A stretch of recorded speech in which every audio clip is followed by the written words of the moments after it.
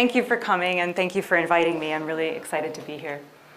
I'd like you to imagine for a moment that you're someplace safe, and you have a good view off into the distance.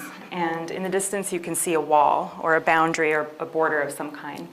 And just over this wall, you can see hundreds of people, and they're running towards the wall. Soon they're at the wall, and they're rushing over it. And they're rushing over it in desperation and fear. They're running from something. What is your first concern? What is it that you're thinking about in that scenario? Go ahead, raise your hand. What's coming at you? What's coming at you? What are they running from? That's what I would be concerned with as well. Right now, our conversation on the US-Mexico border and on immigration policy is not asking this fundamental question on any serious level. Why are hundreds of thousands of people leaving their homes, leaving their families, and risking their lives crossing an inhospitable desert to come to the United States? Why? Instead, what we're focused on is deterrence, prevention. We're focused on the wall. We're focused on building it higher, investing more border patrol, more surveillance, more miles of walls. How is it that we've gotten here? Why is it that that's the approach that we're taking to one of the biggest migrations in human history? It has to do with the criminalization of migrants. Unfortunately, we've come to confuse migrants with criminals. And it's very sad, especially given that we're a country comprised mainly of immigrants and the families and the sons and daughters and ancestors of immigrants. What I'd like to do today is reframe this movement of people, reframe this migration in terms of human rights, in terms of the humanity of migrants. What this allows us to do is look at migration on the collective level. It's a lot easier to look at migrants as criminals when you look at them on the individual level. When you look at this choice to cross a border, you see a law, you see a lawbreaker. It's a lot easier to oversimplify the issue. When we look at it on the collective level, like the scenario with the wall, hundreds of people rushing toward it, our vision becomes a little bit more complicated, and I think that the truth is revealed. Well, that goes fast. When I'm talking about human rights is basically the golden rule. I'm talking about the philosophical orientation upon which human rights law was built. And I think that this Article 1 quote from the Universal Declaration of Human Rights sums it up very well. All human beings are born with equal and inalienable rights and fundamental freedoms. Help promote and defend them for yourself as well as for your fellow human beings. It's essentially the golden rule, to do unto others what you would want done unto yourself. A human rights approach, an approach to the collective, an approach to the humanity of migrants is desperately needed on the US-Mexico border. Without it, what we end up with is deadly. This is what our border looks like when we don't have an approach that centers the humanity of migrants. This is a map of southern Arizona, and each red dot represents a location where a body was found, a location where the remains of a migrant were discovered, where someone lost their life in the desert in an attempt to build a better life for their family. This is just in southern Arizona. This map represents just over 2,000 deaths in southern Arizona, and there are more across the entire US-Mexico border. Our border wasn't always this way. This data is from the Pima County Office of the Medical Examiner, compiled by the Binational Migration Institute. From 1990 to 1999, the average number of recovered remains in southern Arizona was 12. From 2000 through 2013, that average jumped more than tenfold to 165 every single year, an average of 165 every year.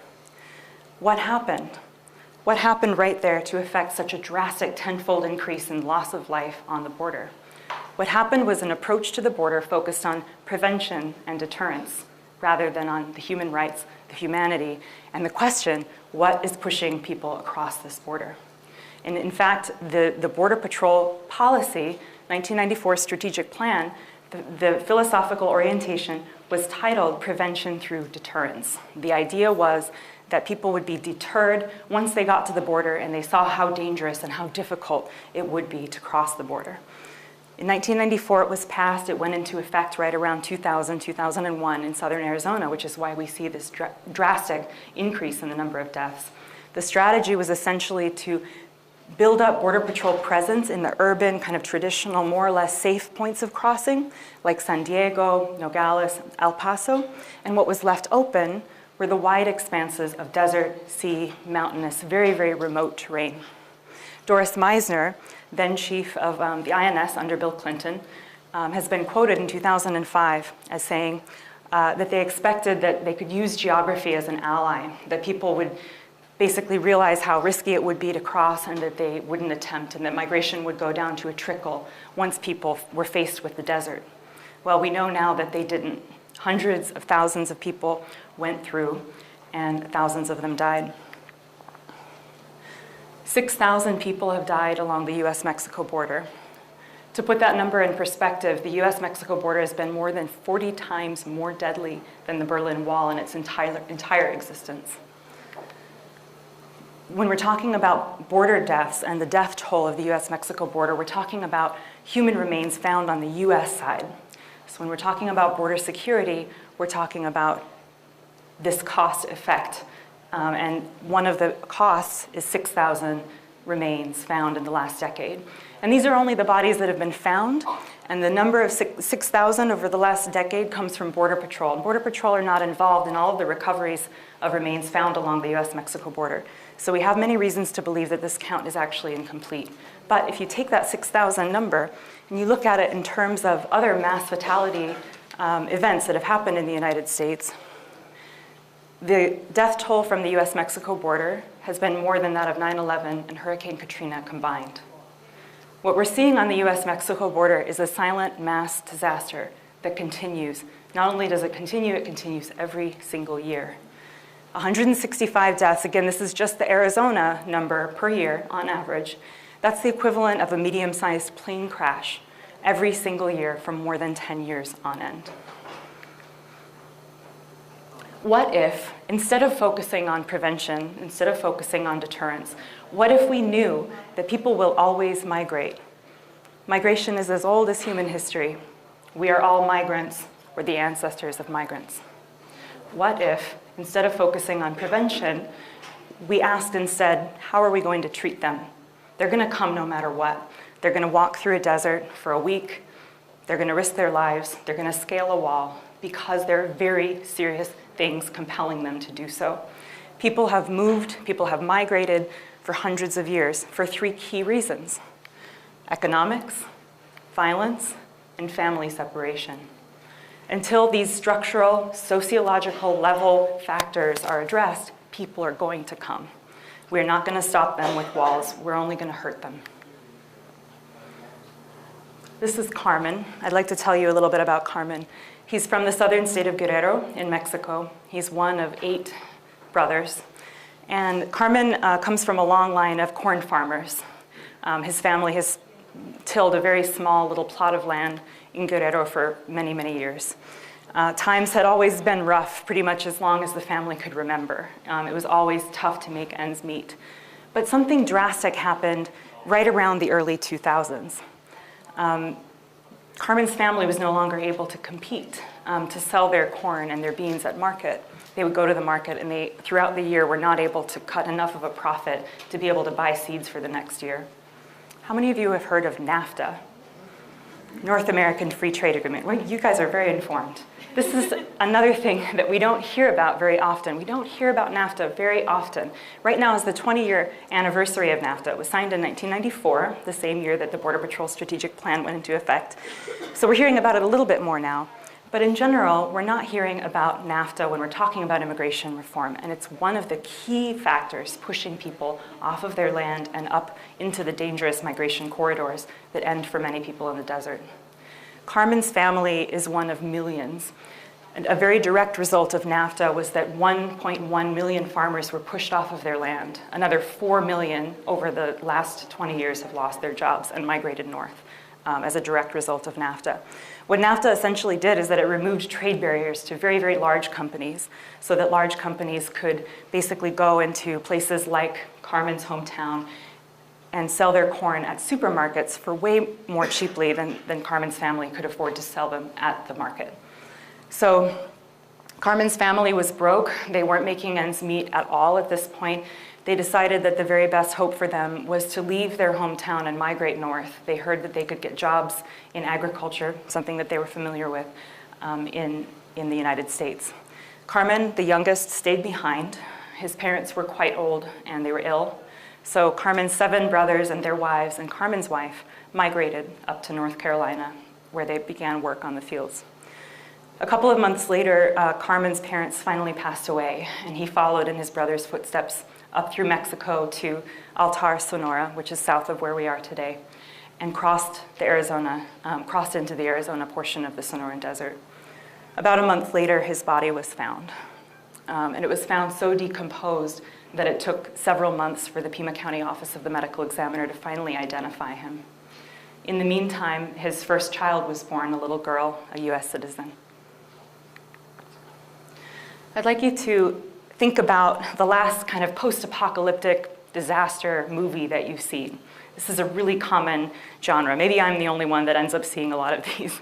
But think about these types of movies where you have the protagonist trying to survive in a very inhospitable climate. Disaster has struck. People are out looking for food and shelter and safety.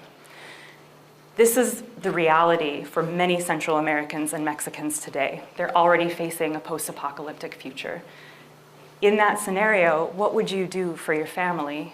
What would you do to survive? I think that's how we need to start thinking about why people are leaving their families. People don't want to leave their families and their homes to walk through a desert and risk their lives to come here. Manuel left for reasons relating to violence. He left his home in Honduras because he'd been working for a drug cartel. He was recruited to work for the drug cartel when he was quite young, about 15 years old.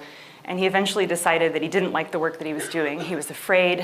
He didn't feel good about it. He wasn't making very much money. He was basically terrified. He told the people at the cartel that he wanted to leave, and actually leaving your work at a drug cartel is a lot easier said than done. They threatened his life, and they threatened the life of his sister. So he left. He and his sister left, and they migrated through Mexico atop trains. You can see a photograph over there of the trains that migrants ride atop, but also a deadly part of their journey. And they made it all the way up to Altar, all the way up to southern Arizona. And eventually, Manuel's sister actually sprained her ankle on the way, and she wasn't able to keep up with the group. He stayed behind with her, but she succumbed to the elements and died in his arms. He's still looking for her body because he had to leave her behind so that he wouldn't die too. This is Estela. She's holding her son. She's pictured with some other family members. Estela migrated for reasons relating to family. Estela had migrated to the United States several years prior. She'd migrated so that she could get a good job and support her child who was being raised by her parents in Veracruz. He was being raised by his grandparents. But after several years in the United States without him, she decided that she couldn't take it anymore. She missed him too much. So she saved up the money and she went all the way back to Veracruz to retrieve her son. And they went all the way back up, the same place, Altar, Sonora, got ready, and the next day crossed into southern Arizona. Not very long into their journey, I think it was actually the first or the second day, Estela started to suffer the effects of heat stroke. Pretty soon she passed out and she had to be left behind. The group had to pull her son away from her when they left her behind. He was 5 years old. He told me that he'd left his jacket on her body when they left her behind.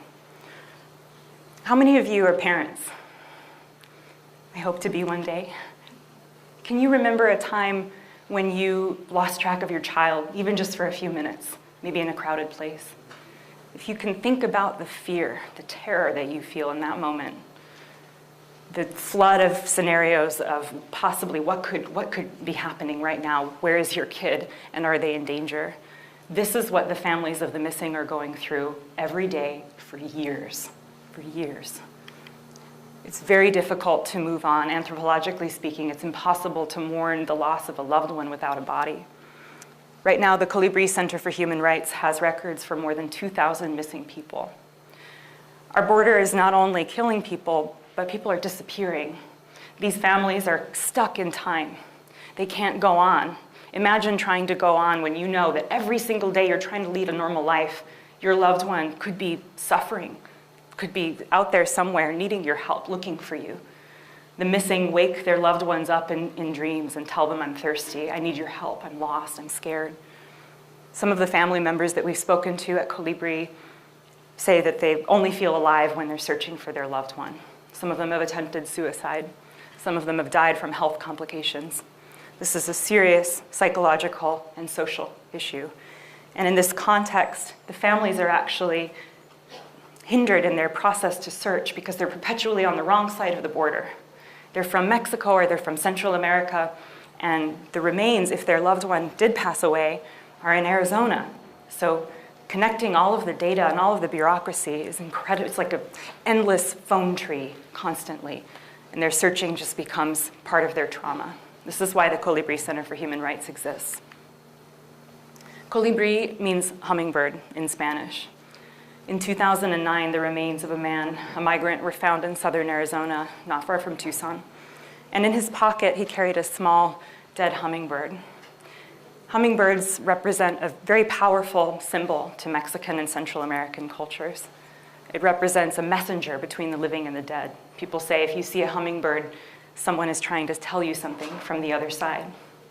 We named the Colibri Center for Human Rights for this man and for the spirit of the hummingbird because we honor the idea of being a messenger, not only to the families who are desperate for information so that they can heal and move on, but from the dead to the rest of the world, that our border has to change.